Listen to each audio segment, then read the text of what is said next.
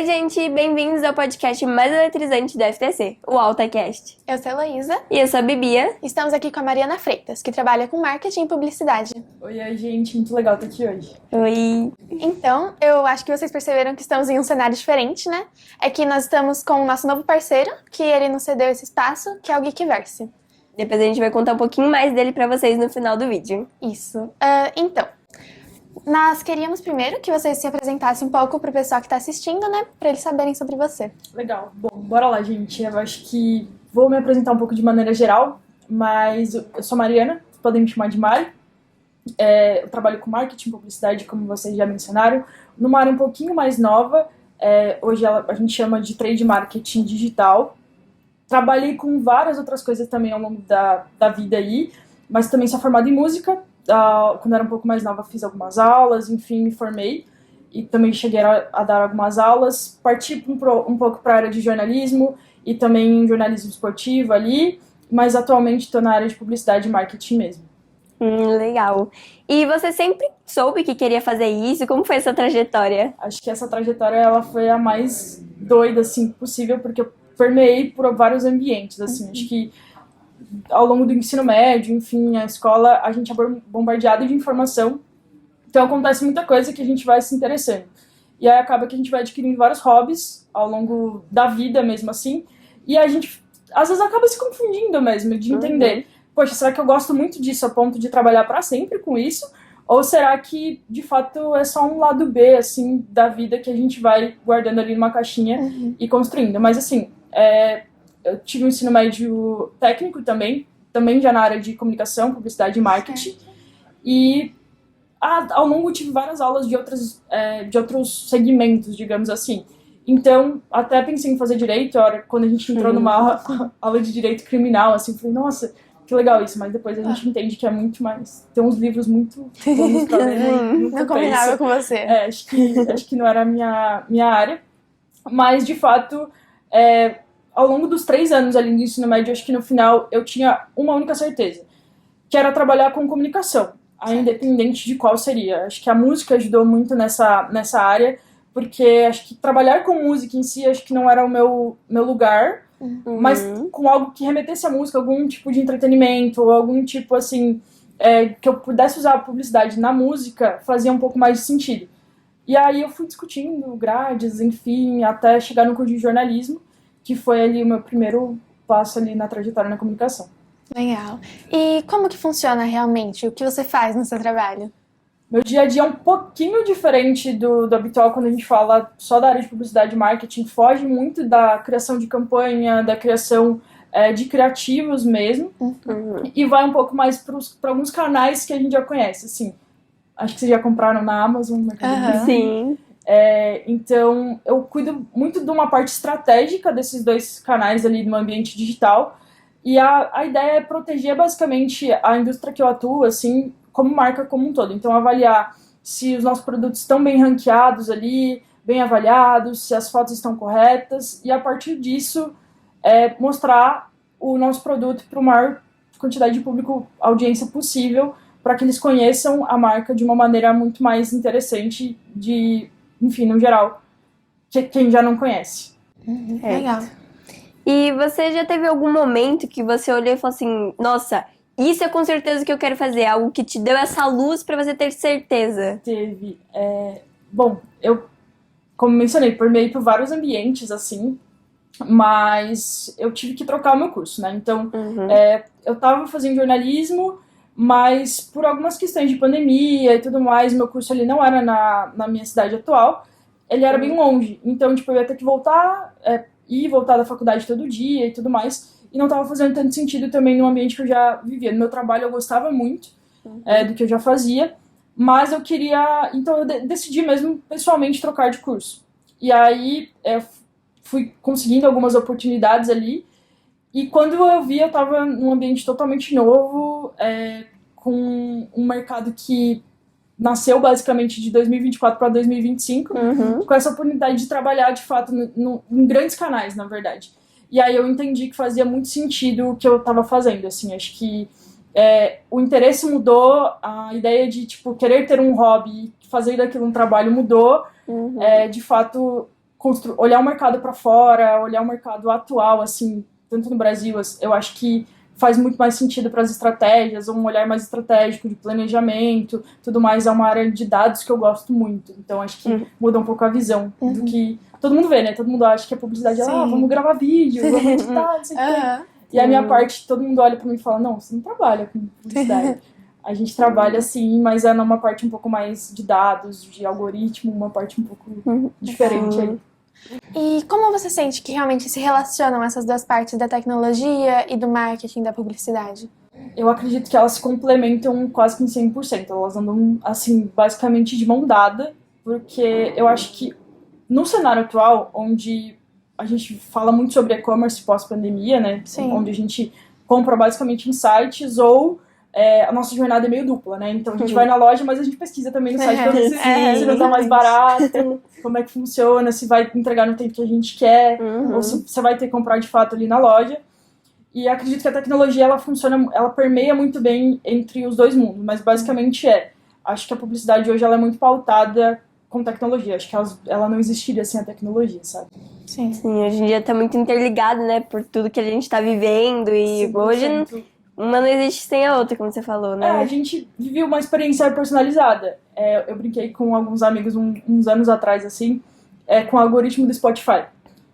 Que eu falava, nossa, gente, deve ser muito legal trabalhar no Spotify, né? Você vai ver o que a pessoa gosta de escutar, aí você vai lá e cria as próprias playlists pra ela, né? E aí quando eu descobri... Aí falando, você sabe que é um algoritmo que lê o que a pessoa gosta e cria uma playlist. Aí eu falei, tá. Então, acho que isso, trazer essa experiência personalizada, enfim, pro consumidor, ou pra nós mesmos, que tá no ambiente digital, é muito legal e é muito interessante esses dois mundos. Sim, né? Que no final do ano tem aquele negócio de retrospectiva do Spotify, todo mundo vai abrir o Spotify pra ver o que vê, né? Perfeito. Sim, pra entender, pra postar, é muito legal essa parte. Qual a sua visão das mulheres dentro da sua área, dentro do seu trabalho, realmente? Legal. Bom, hoje, basicamente, uma grande parte das mulheres que atuam comigo ocupam alguns cargos de liderança, o que traz, de fato, uma visão muito interessante, que há espaço e é um ambiente muito seguro para a gente ter oportunidades de crescimento e de reconhecimento, não só pelo cargo em si, mas pela qualidade da entrega de trabalhos, né? Então, acho que toda a parte de um planejamento estratégico ou, enfim, de uma entrega que tem muito potencial de crescimento no mercado, faz muito sentido no dia a dia. Então, ter referências no meu dia a dia tem um impacto muito positivo também no meu ambiente, como pessoa, enfim. É algo que incentiva muito Exatamente. a gente ver, né? A gente ter um contato direto, né? Porque às vezes parece muito distante, né? Mas quando a gente tem um contato no dia a dia, a gente fala assim, Sim. nossa, é super possível. E é legal que foge um pouco do que a gente está habituado a consumir. Então, hoje, tipo, na área tanto de marketing quanto na de tecnologia, quando a gente olha para um cenário que é majoritariamente masculino, enfim, a gente ouve muita coisa, tipo, muito mais do mesmo, sabe? Sim. Então, quando a gente traz uma visão de outro universo, ou a gente vê mulheres ocupando, enfim, cargos, ou um lugar de referência, de visibilidade mesmo, traz pra gente uma noção, ou enfim, não só uma noção, mas também acho que uma outra visão do que a gente pode alcançar. Sim. No sentido de, tipo assim, novas expectativas pro mercado, ou novas estratégias, da onde a gente conseguiria chegar, sabe? Sim, isso é muito importante, né? E você sente realmente que tem um preconceito na sociedade atualmente acerca das mulheres nessa área? Olha, no meu dia a dia, eu não sou tão impactada com o preconceito que existe sim. De maneira geral, no mercado. Então, assim, a gente sabe que o impacto ele é muito negativo, na verdade, para as mulheres quando a gente fala de ocupar um local de fala. Então, basicamente, com certeza, se eu falar muitas coisas aqui de planejamentos ou citar estratégias, e aí o Gui aparecer aí e falar também, eu acho que o impacto dele pode ser um pouco maior do que o meu, no ambiente geral. Sim. Mas, no dia a dia, eu acredito que eu não sou tão impactada quando a gente vive dentro de uma bolha, mas quando a gente expande um olhar para o mercado ou para fora do seu ambiente de conforto mesmo, aí a gente vê que tem sim ainda muito preconceito tipo enraizado mesmo. Mas é muito importante, né, que aos poucos a gente vai tirando isso, vai tirando essa visão das pessoas até que um dia a gente consiga, né, igualar a visão. Sim, exatamente. Acho que esse é o objetivo como um todo, na publicidade ou na comunicação como um todo, quando a gente olha as mulheres ali conseguindo alcançar esses espaços, né? Sim. Mas você realmente, na sua infância, no seu trajeto, você foi incentivada a seguir o que você queria? Olha, sendo sincera, eu acho que não, mas não por um ambiente familiar ou algo nesse sentido. É porque acho que em casa eu sempre tive uma referência de, tipo assim, incentivo independente de onde for, desde Certo. que seja um trabalho, né? Então, assim, ao longo do tempo, acho que eu fui olhando um pouco mais que eu gostava, acho que tendo alguns hobbies, como eu falei, eu fui testando muita coisa.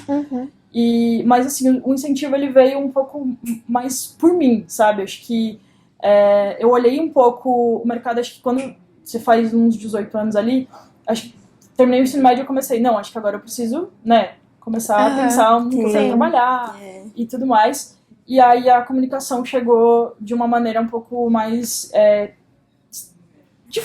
estrutural pra mim, sabe? Assim, tipo, é comunicação. E aí a gente estudou as vertentes do que eu queria seguir como um todo. Mas acho que o incentivo, ele veio mais de, tipo assim, escolha que a gente vai incentivar, sabe? E que dica você daria para as meninas que estão agora se formando? Porque dentro da FTC e da FRC a gente já tem meninas com uma idade mais próxima de se formar. Que dica você daria para elas? Mesmo se vocês... Qual é o hobby de vocês? Ver se aquilo faz sentido ou se ele vai te abrir portas para escolher de fato um curso, mas não tenham medo de errar e testem o máximo que vocês conseguirem, assim. Não tenham medo de trocar de curso se precisar. Mas o importante é que você siga para um ambiente que você se sente pertencente, de fato. É muito importante a gente ter essa noção da flexibilidade que a gente pode ter, né? Porque às vezes a gente fica se prendendo a uma coisa por ter medo de, tipo assim, e se eu tentar outra coisa e falhar, né? A gente tem às vezes muito essa coisa. É importante a gente tirar isso. Eu acho que é o primeiro momento da vida, assim, que você tem que tomar uma decisão, uma escolha que é só sua. Então, de fato, bate um desespero, assim, para entender o que você quer mesmo, se é seguir pro resto da vida fazendo a mesma coisa. Eu acho que é muito importante a gente olhar ter uma visão, na verdade, de terminar. Então, assim, eu comecei alguma coisa, eu quero seguir nisso e concluir. Mas, ao longo do processo, pode ser que alguma coisa te chame muito mais atenção e se te chamar a atenção para você mudar, você não vai ter dúvida. Você vai falar, putz, eu vou mudar, mas vai ser para algo melhor e aí eu vou concluir aquele algo melhor. Então, acho que faz muito sentido testar, mas também não deixar o lado de terminar, concluir a sua graduação, enfim, o que você quiser seguir. Sim, com certeza. Então agora a gente queria saber se você já teve algum contato antes com a robótica, você já tinha ouvido falar? Já, acho que quando eu era bem mais nova, assim, uns 12 anos, na escola mesmo eu tive a oportunidade de ter um breve contato, assim. Mas de maneira geral eu tinha um pouco de preconceito, assim, pra entrar, porque eu relacionava, na verdade, a robótica com algo muito mais que é tecnologia, mas algo que eu não queria pra mim. Que eu tinha um preconceito de, tipo assim, eu não vou saber mexer nisso e, bom, não vai me agregar em nada, não é isso que eu quero fazer. Assim, isso bem criança, tipo assim, né? É a opinião mais forte nesse sentido. E aí, quando eu tive o primeiro contato de uns programas bem básicos na época, a gente tinha um livrinho que a gente conseguia ter alguns programas básicos e acendi um LED lá junto com o pessoal e falei, nossa, que legal. Então a gente muda uma visão, sabe? A gente tem uma ideia de projeto, da onde a gente pode adaptar, onde a gente pode inserir no nosso dia a dia isso, então foi bem legal na época. Às vezes acontece muito de a gente pensar em robótica e automaticamente pensar em robô, em programação, em engenharia. E assim, o que é muito importante que a FIRST traz é exatamente ter essas outras áreas. Então, tipo assim, a menina saber que ela pode estar nas áreas de engenharia, de programação, mas saber que a robótica também não é só isso, que ela pode explorar a área. A gente tem a área de marketing, a área de captação de patrocinadores, a gente tem muita mais coisa do que só o robô, né? Sim, exatamente. Acho que quando a gente olha pro mercado atual, a gente tá falando muito do que está em alta é a inteligência artificial. Então, assim, abre um outro nicho. Aí dentro da inteligência artificial a gente vai ter outras vertentes que podem ser exploradas também. Então, tipo, tanto numa parte mais criativa quanto numa parte mais técnica mesmo. Então, acho que tem muito ambiente que a gente consegue permear. Sim. O pessoal se fecha muito pro estereótipo da coisa, né? E já decide, não tem a ver comigo. Exatamente. E exatamente, às vezes a questão, tipo assim, você falou que trabalha, né, com publicidade e propaganda, às vezes as pessoas pensam muito só, tipo, no videozinho, naquela coisa assim, e não sabem que tem todo um processo por trás pra criação do vídeo, tem toda a parte de dados, né?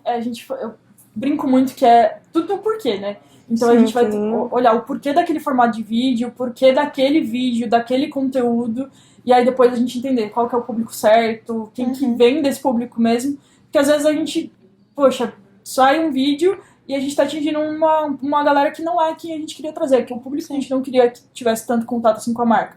Na verdade, não que a gente não queria que tivesse contato com a marca, mas tipo assim, que não se identifica tanto. A gente quer que se identifica, né? Acho que é uns dois mundos ali, a gente tem que ter um equilíbrio sempre. É, que nem a gente comentou do Spotify, né? Às vezes você atrai novas pessoas para o seu aplicativo porque você trouxe algo que interessa a ela, trouxe uma publicidade legal, todo mundo olha assim, tá todo mundo postando a retrospectiva do ano, então também vou adquirir, né? Exatamente, a gente brinca muito que o dado leva ao conteúdo, né? Então assim, eu tinha um amigo que ele falava, banco de dados é diferente de bando de dados. Então, assim, acho que quando a gente trata bem um banco de dados, enfim, com informação, onde a gente aplica, tudo acaba fazendo sentido na hora da criação de uma campanha, no que essa campanha traz de retorno, enfim. Sim. Aí a gente vai abrindo outras possibilidades também. Exatamente. Então, muito obrigada por aceitar em participar, muito obrigada por vir. E eu que agradeço pelo convite, gente. A gente também queria agradecer a Rockwell Automation, que ela é a nossa patrocinadora e nos inspirou a ter esse projeto, ter esse podcast, né? E também o Geekverse, que ter esse lugar aqui, esse espaço, ajuda muito a gente. A gente vai deixar mais informações sobre o Geekverse aqui na descrição do vídeo. E a gente também queria convidar você que assistiu aqui até o final, que se você tiver uma indicação ou se você mesmo quiser participar do podcast, pode contatar o nosso número, que também vai estar lá na descrição, e conversar com a gente. Tchau, tchau!